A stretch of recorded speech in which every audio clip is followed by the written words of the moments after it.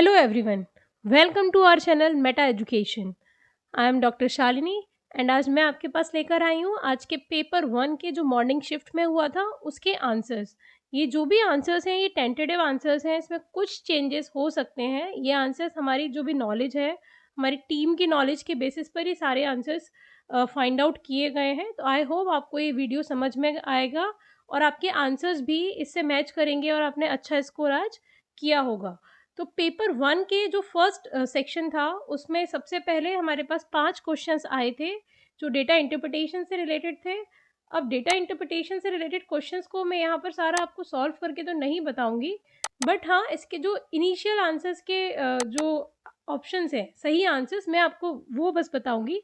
अगर आपको इसका डिटेल्ड एक्सप्लेनेशन चाहिए तो आप हमें कमेंट बॉक्स में कमेंट करके बता सकते हैं, तो एक प्रॉपर डिटेल्ड वीडियो मैं आपको बहुत जल्दी प्रोवाइड करवा सकती हूँ। देखिए फर्स्ट क्वेश्चन था, if the total number of readers from all the 6 cities A to F together in the year 2023 was 50,000, then the number of the readers was more than 7,400 in exactly how many cities in the same year।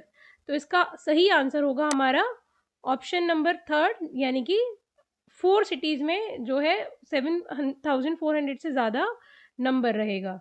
ठीक। Second question था, if the total number of readers from all the 6 cities A to F together in the year 2009 and 2023 were 4.3 lakhs and 5.7 lakhs respectively, then what was the difference between the total number of readers from city B and city C together in the years 2019 and 2023?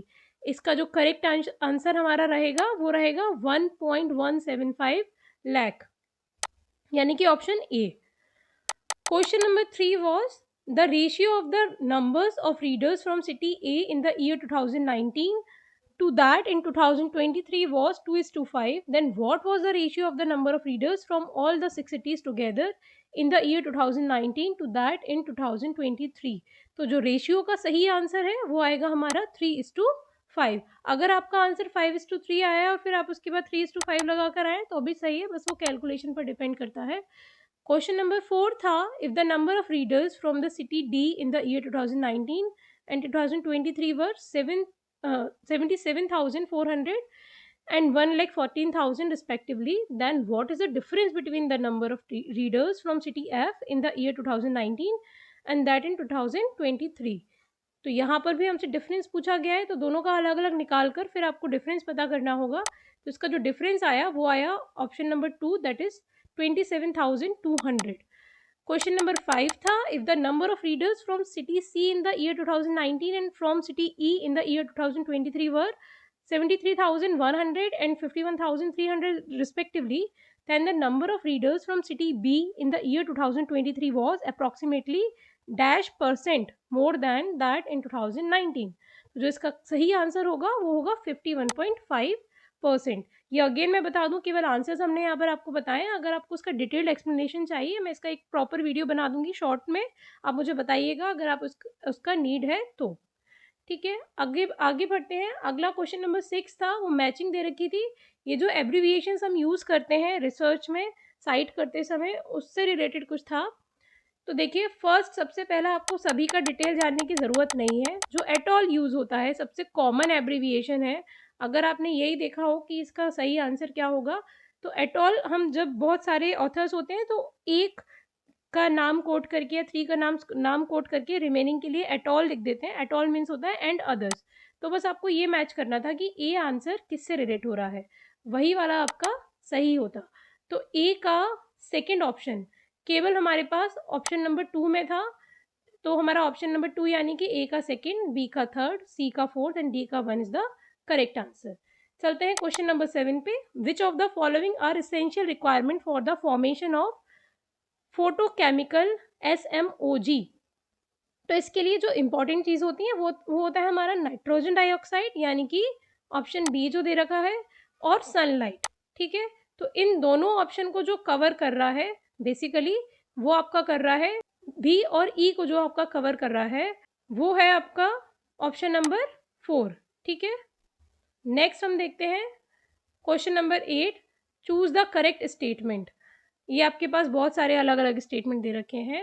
इसमें से correct कौन कौन सा है उसको आपको solve करने की ज़रूरत थी। तो इसमें से जो 2 क्वेश्चंस हैं हमारे बी और सी, वो दोनों करेक्ट हैं। इसका भी आप अगर आपको सॉल्यूशन चाहिए आप कमेंट बॉक्स में कमेंट करके बताइएगा, हम इसका एक प्रॉपर वीडियो बनाएंगे। तो जो इसका सही आंसर होगा वो होगा option number 2, that is B and C only are correct, बाकी दोनों इनकरेक्ट हैं। ए भी हमारा गलत है और डी भी गलत है। ये बस एक क्विक वीडियो है जिससे कि आपको आज पता चल जाए कि आपके सही आंसर क्या थे। डिटेल्ड वीडियो हम आपकी रिक्वेस्ट पर फर्दर बना देंगे। क्वेश्चन नंबर 9 है, which fallacy is committed in the following statement. Statement है, people with cases of flu should be kept in quarantine because it has never been disproven as the best means of keeping the disease from spreading। तो जो इसकी falsies यहाँ लगेगी वो होगी appeal to ignorance या पराज्ञान मूलक युक्ति। ठीक, नेक्स्ट है, इसमें कुछ जो स्टूडेंट्स हैं जिनसे हमारा डिस्कशन हुआ, कुछ को हेस्टी जनरलाइजेशन वाला भी एक जो है डाउट लग रहा है, but according to our knowledge appeal to ignorance is the correct answer. ठीक है, बाकी फिर एनटीए पर छोड़ देते हैं क्या वो सही बताते हैं। ऑप्शन क्वेश्चन नंबर 10 है, a motor boat cover certain distance. ये डाउन स्ट्रीम वाला क्वेश्चन है, इसका भी कैलकुलेशन अगर आपको चाहिए तो हम देंगे, और आंसर है इसका जो थर्ड यानी कि 44 kilometre per hour. Which of the following approach to the study of reality suggest that only knowledge gain through experience and the sense is acceptable. ये क्लियर आंसर था एम्पेरिसिज्म। जो क्वेश्चन नंबर 11 है उसका सही answer है third, that is empiricism या अनुभववाद। अनुभव के द्वारा ही हमें पता चलता है ये सारा। नेक्स्ट क्वेश्चन है question number 2, which of the following is the national coordinator of स्वयं कोर्सेज। आपको यहाँ देखना है कि नेशनल कोऑर्डिनेटर पूछा गया है स्वयं कोर्सेज का, वो भी किसके लिए, non technical post graduation education के लिए। ठीक है, तो इसका सही आंसर होगा हमारा यूजीसी। अगर टेक्निकल आता तो आंसर हमारा एआईसीटीई होता, पर नॉन टेक्निकल आया इसलिए यूजीसी आएगा। नेक्स्ट क्वेश्चन है फिर से अगेन मैचिंग का। यहाँ पर आपको 4 अलग अलग दर्शन दे रखे हैं, वो बुक्स के नाम दे रखे हैं, अर्थशास्त्र, न्याय सूत्र, योगा सूत्र और लीलावती। अब इसके ऑथर्स के नाम दे रखे हैं, तो आपको अगर सबका भी नहीं पता है, एक या दो आपको याद आ जाते हैं तो अभी आप आंसर लगा सकते हैं। जैसे बहुत बेसिक क्वेश्चंस रहते हैं, योग सूत्र किसने दिया था, पतंजलि, और अर्थशास्त्र किसने लिखा था, चाणक्य ने। तो अगर आपको बी का थर्ड और डी का 1 किसी में मिल रहा है, जैसे यहाँ पर मुझे मिल रहा है बी का थर्ड और डी का 1 केवल ऑप्शन नंबर 1 में, तो हमारा option number 1 is the correct answer, यानी कि जो लीलावती है ए उसका होगा भास्कराचार्य, और जो न्याय सूत्र है वो किसने दिया है, गौतम ने। ये भी बहुत कॉमन है, आई होप आपको याद रहा होगा। नेक्स्ट है question number 14, what is the full form of POPs. तो इसका जो फुल फॉर्म रहता है वो रहता है पर्सिस्टेंट ऑर्गेनिक पॉल्यूटेंट, यानी कि option number A is the correct answer for question number 14। Next question is question number 15। यहाँ पर आपको अरेंज करना था इन फ्रैक्शंस को। जिनको ट्रिक आती है वो ट्रिक के अकॉर्डिंग कर सकते थे, जिनको नहीं आती वो सिंपल कैलकुलेशन कर सकते थे। 6/7 का 0.85 आया है, 11/13 का 0.846 आता है, 16/9 को सॉल्व करते 0.842 आता, 19/22 को सॉल्व करते तो 0.86 आता। इसके अकॉर्डिंग जो करेक्ट ऑर्डर है इन इंक्रीजिंग ऑर्डर, तो वो आपका क्या होगा, सबसे पहले सी आ जाएगा सबसे छोटा नंबर, देन बी, देन ए आ जाएगा, उसके बाद में आपका सबसे लास्ट में डी आएगा, 0.86 इसमें सबसे बड़ा है। तो क्वेश्चन नंबर 15 का थर्ड ऑप्शन है सी बी ए डी, वो करेक्ट है। क्वेश्चन नंबर 16, मैचिंग अगेन यहाँ पर दे रखी है। ये कुछ आपको कंप्यूटर से रिलेटेड चीज़ें हैं कि आपको क्या काम करना है, तो उसके लिए क्या चाहिएगा। जैसे पहला है to input voice overs for a presentation, एक प्रेजेंटेशन में वॉइस ओवर डालने के लिए माइक्रोफोन चाहिए रहता है। ठीक है, तो ए का आपका थर्ड ऑप्शन है, आप इसी के बेसिस पे आगे देख सकते थे कि ए का थर्ड कहाँ कहाँ दे रखा है, तो केवल सेकंड में ए का थर्ड दे रखा था, तो आपका second question option is the correct answer for the question number 16। और ऐसे ही दे रखा है टू इनपुट अ पिन, एक पिन को इनपुट करने के लिए आपको नंबर पैड चाहिए। To select option from a menu, से ऑप्शन सेलेक्ट करने के लिए माउस चाहिए जिससे कि आप क्लिक कर पाएंगे। और to operate a flight simulator, आपको जॉयस्टिक चाहिए। ठीक है, अगला क्वेश्चन है question number 17, a device use to convert a computer's digital signal to an analogue signal for communication is called modem. यहाँ पर भी लोगों को कन्फ्यूजन हुआ है एनआईसी और मॉडेम में, but the correct answer is modem. Next question is question number 18, again आपको मैचिंग दे रखी है। ये बहुत रीसेंट क्वेश्चन है, मतलब जो अभी चल रही है चीज़ें उससे रिलेटेड है। अगर आपने शोध गंगोत्री के बारे में जाना होगा तो शोध गंगोत्री वाला ऑप्शन अगर आप समझ लेते तो आपको बाकी सारा क्वेश्चन सही हो सकता था। या शोध गंगोत्री का सही आंसर होता host synopsis of research topics in Indian universities. शोध गंगोत्री पे आपको सारी इंडियन यूनिवर्सिटीज़ की जो सिनॉप्सिस सबमिट की जाती हैं बिफोर सबमिशन ऑफ थीसिस, वो आपको वहाँ मिल जाएंगी। तो आपको बस देखना था कि बी का फर्स्ट ऑप्शन कहाँ पर दे रखा है। तो बी का फर्स्ट ऑप्शन केवल ऑप्शन नंबर 2 में दे रखा है, तो यानी कि ये आपका सही आंसर था। अब चलते हैं नेक्स्ट क्वेश्चन की तरफ। Question number 19, when communication helps a group to achieve its goal it is known as. यहाँ पर आप एलिमिनेशन मेथड को यूज़ करके सीधे सीधे प्रमोटिव रोल बता सकते थे, क्योंकि बाकी सारे थोड़े नेगेटिव में जा रहे हैं, पर यहाँ पर गोल को अचीव करने की बात हो रही है, कम्युनिकेशन की बात हो रही है, ठीक है। तो यह इसका जो सही आंसर होता वो होता option number 2, that is promotive role या संवर्धक भूमिका। क्वेश्चन नंबर 20, अगेन ये आपका कैलकुलेशन से रिलेटेड है। स्पीड ऑफ बोट दे रखी है और इसका सही आंसर होगा ऑप्शन नंबर 2 यानी कि 10 आवर्स। नेक्स्ट है क्वेश्चन नंबर 24, इसके आगे के 21 हम बाद में बताते हैं। If a research project is set up so that everybody in the population of interest has an equal chance of being included in the sample, यानी कि सभी को समान जब चांस मिल रहा है सैंपल में सेलेक्ट होने का, तो वो कौन सा प्रोबेबिलिटी होगा। ये भी बहुत इजी क्वेश्चन था। प्रोबेबिलिटी सैम्पलिंग उसको कहते हैं, जब सभी को समान चयन होने का मौका मिलता है, या प्रायिकता प्रतिचयन भी बोला जाता है। क्वेश्चन नंबर 25 है, which of the following statement is correct. इसमें से कौन सा स्टेटमेंट करेक्ट है। तो इसका जो सही आंसर है वो है ऑप्शन 3, न्याय सिलोजिज्म हैज 5 प्रोपोजिशन। जो न्याय वाक्य होता है उसमें 5 प्रतिज्ञप्तियां होती हैं, ठीक है। क्वेश्चन नंबर 26 है, विच technology first marked a separation between transportation and communication. तो जो फर्स्ट टेक्नोलॉजी थी वो थी टेलीग्राफ, जो तार बोलते थे ना हम, तार आया करके, तो वो चीज़ यहाँ पर फर्स्ट ऐसी चीज़ थी जिसने ट्रांसपोर्टेशन एंड कम्युनिकेशन के बीच में क्लियर डिफरेंस बताया था। अगला क्वेश्चन है क्वेश्चन नंबर 27, ये है according to national credit framework यानी कि NCTF, after obtaining bachelors degree research और engineering of programme duration of 4 years the credit level earned is. तो क्रेडिट लेवल कितना दिया जाएगा, जो हमारा सर्च है उसके अकॉर्डिंग आंसर ऑप्शन 4 यानी कि 7 क्रेडिट लेवल दिया जाएगा, ये करेक्ट है। नेक्स्ट है question number 28, identify the correct order of the following list of computer components ranked from slowest to fastest in the terms of access time. तो इसमें से किसका एक्सेस टाइम हमारे को ज़्यादा मिलेगा और किसका कम मिलेगा, उसके अकॉर्डिंग इसको अरेंज करना है, ठीक है। किसको हम कितनी जल्दी एक्सेस कर सकते हैं। तो कैश मेमोरी जो होती है इस पर सारा सिस्टम डिपेंड होता है। तो CPU की कैश मेमोरी सबसे इजीली या सबसे जल्दी एक्सेस की जा सकती है, ठीक है। अगला है, उसके बाद में जो आता है वो आता है हमारा रैम, फिर आती है SSD और फिर आता है ऑप्टिकल ड्राइव, ठीक है। आपको यहाँ पर क्या करना था ये आपको देखना है। Identify the correct order of the following list of computer component rank from slowest. सबसे स्लो कौन सा एक्सेस कर पाएंगे हम। तो सबसे स्लो आप ऑप्टिकल ड्राइव यानी कि जो CD ड्राइव्स होती थी उसको कर पाएंगे, तो सबसे पहले आएगा D। फिर आप SSD को कर पाएंगे तो आ गया C। उसके बाद में आप रैम को एक्सेस कर पाएंगे और सबसे जल्दी आप CPU की कैश मेमोरी को एक्सेस कर पाएंगे।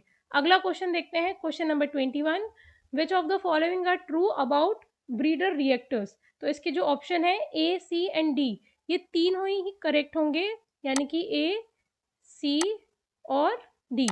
पहला है they produce more physical material than they consume, और दूसरा सही क्या है, there are 2 types fast and slow of breeders reactors, and third है for breeding operation the conversion ratio should be more than 1, ठीक है। तो ये 3 ऑप्शन इसके करेक्ट है। अगला क्वेश्चन देखते हैं, question number 22, arrange the following in order of increasing connotation. Connotation का मतलब हो गया उनके बढ़ते गुणार्थ के आधार पर कि कौन कितना अच्छा काम कर लेता है। तो ये जो 4 लोग हैं ये वैसे फिजिकल एजुकेशन से रिलेटेड ज़्यादा क्वेश्चन है, इस पेपर में कैसे आ गया चलो डिस्कस करते हैं। तो सबसे पहला है बॉल प्लेयर, ये आउटर में रहता है तो इसका सबसे कम काम होता है। अगला है फील्डर, ठीक है। उसके बाद में जिसका काम होता है वो बेस बॉल प्लेयर। अगला रहता है एथलीट, ठीक है। ये 4 हैं जिनका काम का ऑर्डर BACD रहेगा, यानी कि option 2 is the correct answer. Next देखते हैं question number 23। When you try to predict the value of an outcome variable from one or more variables you are likely to be using. जब आपको किसी एक outcome variable पर एक से अधिक वेरिएबल का जो इफेक्ट है वो देखना होता है, प्रिडिक्ट करना होता है, इफेक्ट नहीं प्रिडिक्ट करना होता है, तो आप क्या यूज़ करते हैं? प्रिडिक्शन में हम केवल रिग्रेशन यूज़ करते हैं, ठीक है। अब वन और मोर वेरिएबल कह रहे हैं, अगर 2 वेरिएबल होते तो वाईवेरिएट होता, अगर 3 होते तो मल्टीवेरिएट, या उससे ज़्यादा होते तो मल्टीवेरिएट होता। इसलिए इसका आंसर है option number 2, B and C only. Variance से इफेक्ट देखते हैं, जबकि कोरिलेशन से केवल कोरिलेशन देखते हैं, कोई प्रिडिक्शन या इफेक्ट नहीं देखा जाता। अगला देखते हैं question number 29। Mind to mind communication involve the communication of meanings through. अब इसमें जो सही आंसर है वो होगा आपका A, B, C and E only. A होगा फिजिकल सेटिंग के थ्रू होता है, ये शेयर्ड बिलीव्स होते हैं, उसमें शेयर्ड वैल्यूज़ या सेम वैल्यूज़ होती हैं, और एक कॉन्टेक्स्ट होता है। नॉइज़ मैनिपुलेशन यहाँ पर कम्युनिकेशन में नहीं होता, ठीक है। कम्युनिकेशन में जो नेगेटिव एस्पेक्ट है उनको हम अवॉइड करते हैं, पॉजिटिव चीज़ों की बात की जाती है, ठीक। चलिए अगला देखते हैं question number 30। Which of the following are the subdivisions of implicit, यानी कि अनकॉन्शियस मेमोरी के कौन से सब डिविजन्स हैं? तो यहाँ पर क्या है? प्रीमाइंग, क्लासिकल कंडीशनिंग इफेक्ट और प्रोसीजरल मेमोरी, ये तीनों आपका अनकॉन्शियस मेमोरी का पार्ट है। तो इसलिए आपका क्वेश्चन नंबर ऑप्शन नंबर 3 यानी कि ACE ओनली ये होगा सही। अब ये जो दोनों रह गए, एपिसोडिक मेमोरी और सिमेंटिक मेमोरी, ये आपका एक्सप्लिसिट मेमोरी या कॉन्शियस मेमोरी का पार्ट है। नेक्स्ट देखते हैं question number 32। Which of the following statement AD about computer memory size are true? इसमें से कौन सा सही है? तो केवल आपका सी ऑप्शन सही है, बाकी सारे में रिवर्स होता है। 25 KB लार्जर नहीं होता है, स्मॉलर होता है 100 KB से। 999 MB भी स्मॉलर होता है 50 GB से, और 2350 बाइट्स भी लार्जर होता है 2 KB से। 2 KB में आपका अप्रॉक्स 2000 समथिंग आएगा, जबकि यहाँ पर 2350 आ रहा है, ठीक। तो इसका सी ऑप्शन ही केवल सही ऑप्शन है। नेक्स्ट देखते हैं 33। Which of the following statement is logically equivalent to the statement no horses are feline? तो इसमें से जो आपका सही ऑप्शन है वो है फर्स्ट, नो फेलाइंस आर हॉर्सेज। ये रिवर्स हो जाता है, मतलब ए बी नहीं है, कोई भी ए बी नहीं है तो बी भी, कोई भी बी ए नहीं होगा, ठीक है। बाकी इसके सारे ऑप्शंस गलत है। नेक्स्ट देखते हैं question number 34। The media accountability system to improve media quality focuses on. तो इसका जो सही आंसर है हमारे according B, C and D only होगा, ठीक। नेक्स्ट देखते हैं question number 35। Which of the following digital initiative provides database of profile of scientists, researchers and other faculty members working at leading academic institutions and R&D organization? इसका सही answer है आपका ई विद्वान, ठीक है। आगे बढ़ते हैं क्वेश्चन नंबर 36 पर। Which of the following statement are true?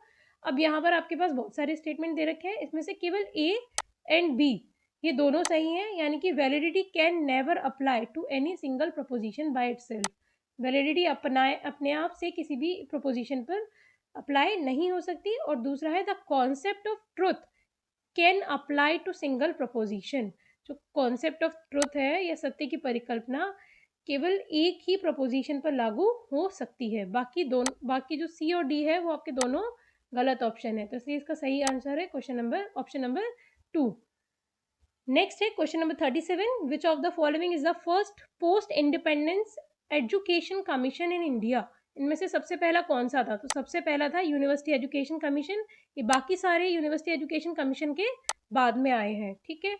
Next है question number 38। Knowing that you find algebra more difficult than your sister does but that you could improve with practice is an example of. ये जो pick example दे रखा है वो एक, इसमें सारा केवल थिंकिंग से रिलेटेड बात हो रही है, ऐसा नहीं है उसने एक्शन ले लिया। इसलिए इसका जो सही आंसर होगा वो होगा मेटा कॉग्निशन, क्योंकि वो खुद ही सोच रहा है कि वो अपनी बहन से अच्छा काम कर सकता है, ठीक है, पर वो उसे डिफ़िकल्ट मानता है। पर वो कैसे उसको इम्प्रूव करेगा? प्रैक्टिस से इम्प्रूव कर देगा। तो ये सारा उसका माइंड में चल रहा है, अपनी थिंकिंग के बारे में ही वो सोच रहा है, तो ये मेटा कॉग्निशन का एक एग्जाम्पल हो सकता है। नेक्स्ट क्वेश्चन देखते हैं क्वेश्चन नंबर 39। यहाँ पर हमें फिर से जो है मैचिंग दे रखी है।